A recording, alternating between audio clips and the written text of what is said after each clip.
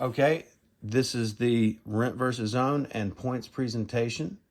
I'm actually going to do them points presentation first and then the rent versus own second.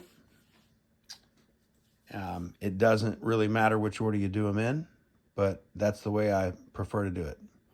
Anyway, Indy, I know Chris talked about a lot of stuff in that group presentation. I just want to kind of make sure the main idea, came across. Essentially the way this works is you own a share of a resort, kind of like a slice of a pie. Now, we attach a point value that represents how big or how small your share of it is. Because you own it, it's a deed. That means it's something that you can will, you can sell, you can share, you can use, you can do whatever you want with because you own it. Now, you determine how many points you purchase. The more points you purchase, the more time you can travel.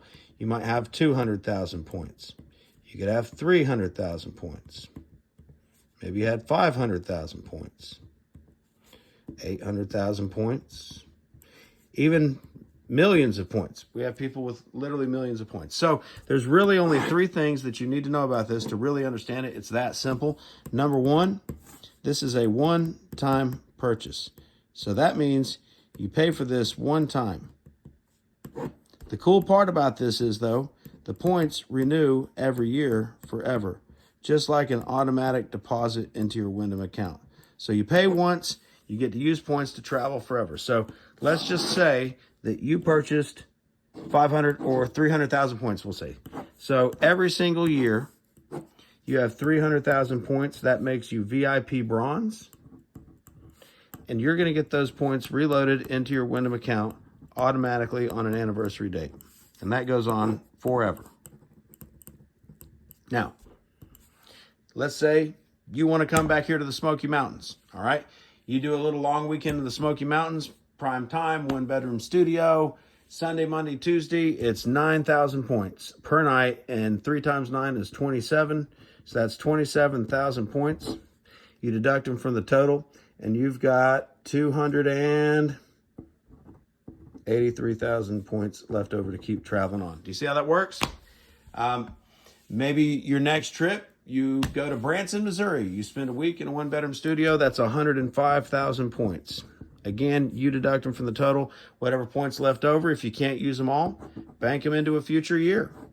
If you need more points, borrow from the future and use them now. They're your points. You can do whatever you want with them. Pretty cool, right? The most important part of this whole thing is this. The points can never change. The amount of points it takes to stay at a resort can never change or go up. That means 100 years from now, when your kids are using this, it's the same amount of points then as it is today. This will freeze inflation and today's money forever. That's literally incredible, right? Like, is there anything else in the world that won't change like that? Like, seriously, exactly. That's incredible. So, you know that you can use points to stay at resorts. Wyndham has over 270 plus resorts to 78 plus resorts that you can travel to. But in addition to that, our sister company, RCI, has another 4,200 resorts, 100 plus countries, 6 continents.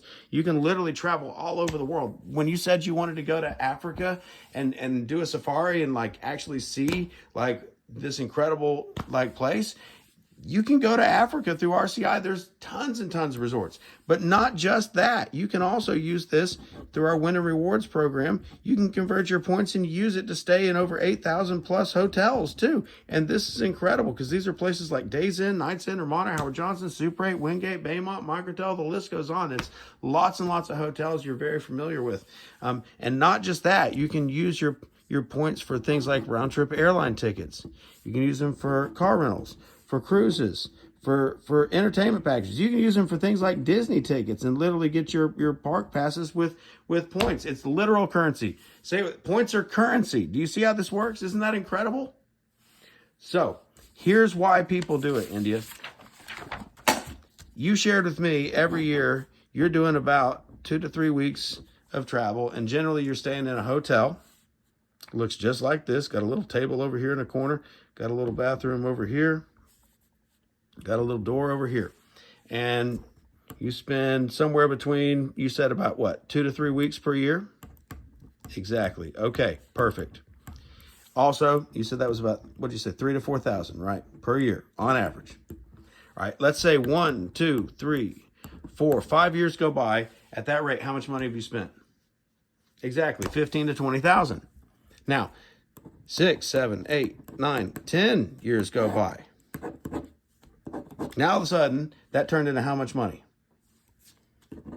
Exactly, that's $30,000 to $40,000. That adds up fast, right? But wait, you didn't buy any show tickets. You didn't buy any entertainment. You didn't get a hamburger or a Happy Meal. You do one fun thing. What happens to that money right there? Exactly. It's got to go up. It's probably going to double, right? So now you spent $60,000 to $80,000 of your money.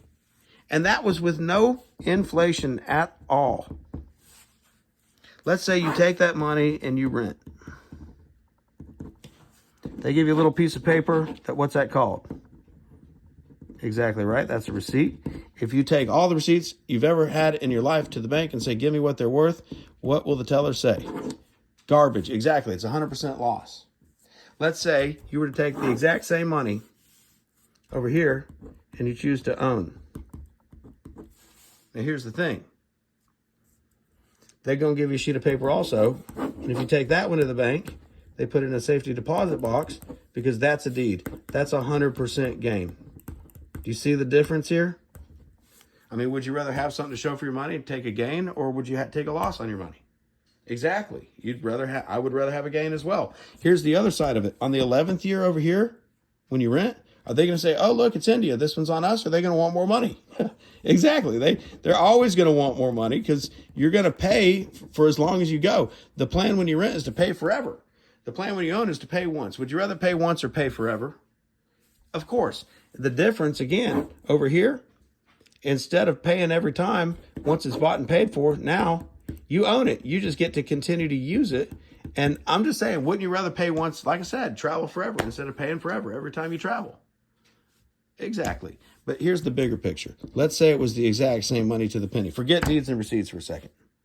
Same money to the penny, no matter what. Over here, for your money, you got 2 to 3 star. Over here, you got absolute world class. Which would you rather have? Would you rather stay in a box or a house if you had a choice for the same money? Exactly, a house. Would you rather have just regular vacations, or would you like to have all those dream vacations actually come true? Exactly. And here, end of the day, would you rather have no legacy or a willed legacy that your kids' kids can have? Of course. We all want something to show for our money, don't we? So look, all things aside, everything you know about who we are, what we're all about, would you rather pay yourself at the end of the day, or would you rather pay a stranger? You would rather pay yourself. Welcome to the family. Well, let me show you, now that you're going to be paying yourself, the kind of resorts you're going to get to be staying in.